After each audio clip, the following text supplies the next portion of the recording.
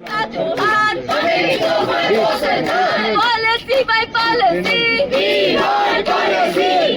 बहुत छोटी सी मांग है हमारी। हम 11-12 सालों से यहाँ पर काम कर रहे हैं, व्यवसायिक शिक्षक हैं हम लोग। हमारी बस एक छोटी सी डिमांड है सरकार से कि कंपनी को हटाए सरकार और अपने अधीन ले हमें, बस इतनी सी बात है। तो शिक्षा मंत्री जी ने कहा था 4 तारीख को और 5 तारीख को डायरेक्टर महोदय के ऑर्डर हुए थे कि 20 तारीख से पहले इनका जो एरियर है अप्रैल टू सितंबर का वो पेड किया जाए, परंतु कंपनियां अपनी मनमानी पर, क्या वो कंपनियां विभाग से ऊपर हो गई हैं, शिक्षा विभाग से ऊपर हैं या वो सरकार से ऊपर हुए हैं? सरकार जब आदेश कर रही है कि इनको जो एरियर पिछले 6 महीने का है, एडवांस देने की तो बात ही नहीं हो रही थी, जो अप्रैल से लेके सितंबर तक का एरियर था वो रिलीज करने के लिए कहा था 20 तारीख तक, परंतु जो एरियर होता है वो एक मुश्त होता है। जब सैलरी हमारी बराबर थी, एरियर हमारा बराबर होना चाहिए था, परंतु कंपनियों ने अपनी मनमानी करते हुए अलग अलग तरीके से डिडक्शन करके किसी को महीने की किस्त डाल के किया और 6 किस्तों में दिया, और परंतु अभी भी 2 कंपनियां ऐसी हैं जिन्होंने अभी तक एरियर नहीं दिया है, जिससे कि 500 से 600 साथियों को हमारी दिवाली फीकी कर दी गई है।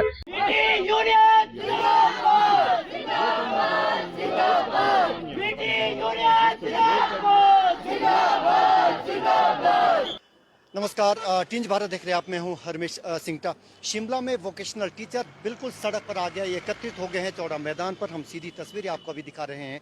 इनकी मांग ये कि इनके लिए नीति बनाई जाए। लंबा अरसा हो गया इनको सेवाएं देते हुए, सरकारी स्कूलों में सेवाएं दे रहे हैं, लेकिन कंपनियों के माध्यम से कंपनियां मनमानी करती है और न केवल जो तय तारीख है वेतन की वो दे पाती समय पर, बल्कि ना एरियर मिला इनको है। और पिछले 28 तारीख को सभी सरकारी कर्मचारियों को तनख्वाह मिल गई, लेकिन इनको अभी भी वेतन के लिए इंतजार करना पड़ रहा है। अब ये सड़क पर उतर आए हैं। 2 दिन के लिए इनकी हड़ताल है। पूरे प्रदेश में वोकेशनल टीचर यहाँ एकत्रित होने, प्रदेश के अलग अलग हिस्सों से यहाँ पे एकत्रित होने शुरू हो गए। ये वोकेशनल टीचर है, लंबे समय से ये सेवाएं दे रहे हैं, लेकिन इनके लिए स्थायी नीति की दरकार लगी हुई है। लगातार ये हर सत्र में, विधानसभा का जब सत्र होता तब भी ये मांग उठाते हैं। सरकारें बदलती रहती है, कई सरकारें आई, कई सरकारें चली गई, लेकिन इनके लिए स्थायी नीति नहीं बन पाई है।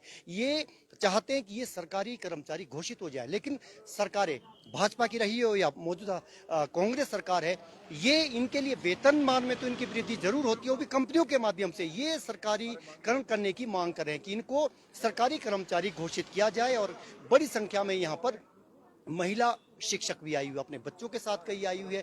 बहुत मुश्किल होता है प्रदर्शन करने के लिए घर से आना।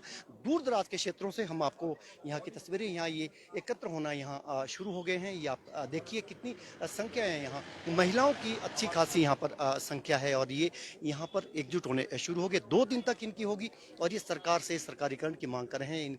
इनकी मांग ये है कि इनको सरकारी कर्मचारी घोषित किया जाए।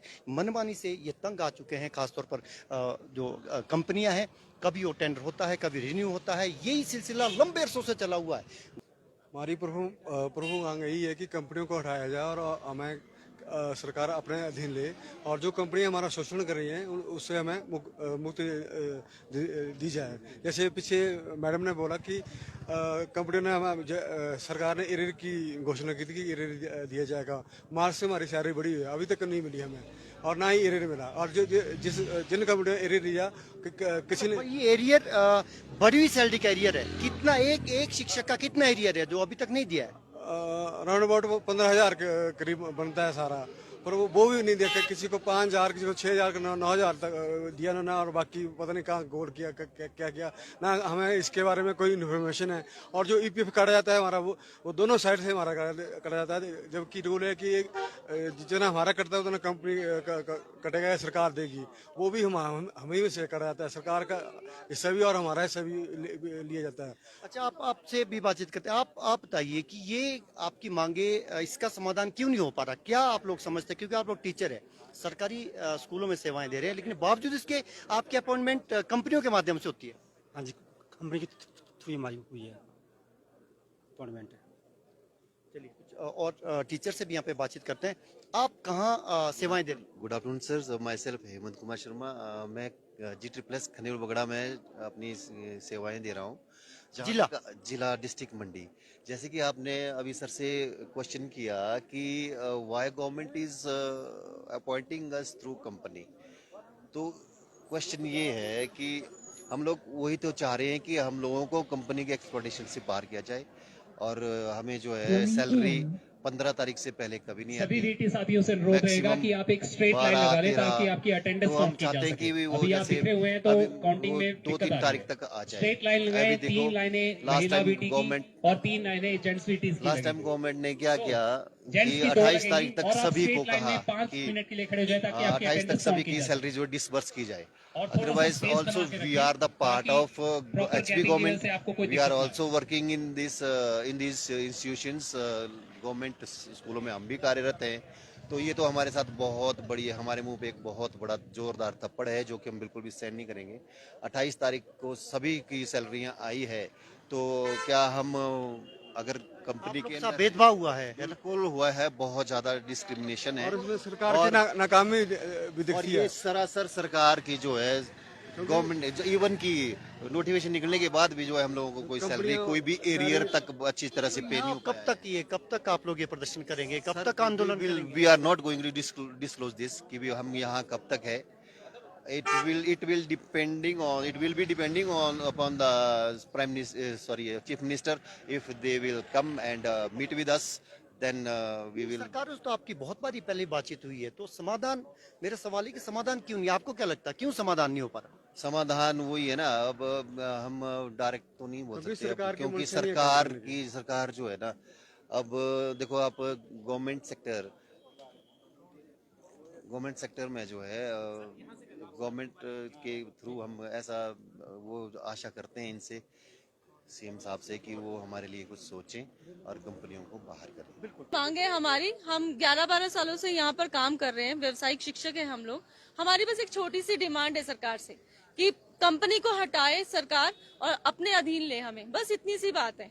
और हम 11 सालों से यही डिमांड लेकर के हमेशा हर साल जो भी सरकार आती है उसके समक्ष जाते हैं, पर हमारी आज तक किसी ने भी नहीं सुनी। अभी जो तत्काल आपकी मांग है, कंपनियों ने ना तो समय पर वेतन देती है, ना तो सम्मानजनक सैलरी देती है।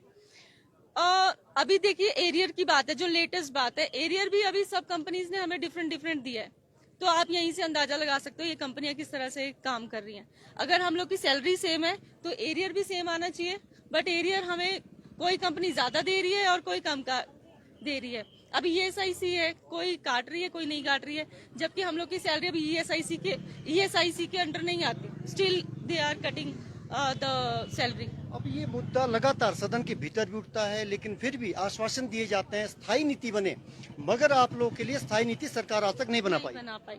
बस इसी चीज के लिए आज हम एजुटेशन पे आए हैं सारे हिमाचल प्रदेश के सारे व्यवसायिक शिक्षक, और हम लोग की डिमांड जब तक पूरी नहीं होगी सर, हम लोग यहाँ से हिलेंगे नहीं, इस बार हम हटेंगे नहीं। ये है कि मुख्यमंत्री इनके बारे में सोचे और इनके लिए इनका स्थायी नीति की दिशा में सरकार काम करे। हालांकि स्थायी नीति एक बड़ा सवाल है, अभी तक स्थायी नीति के बारे में किसी भी सरकार ने नहीं सोचा है।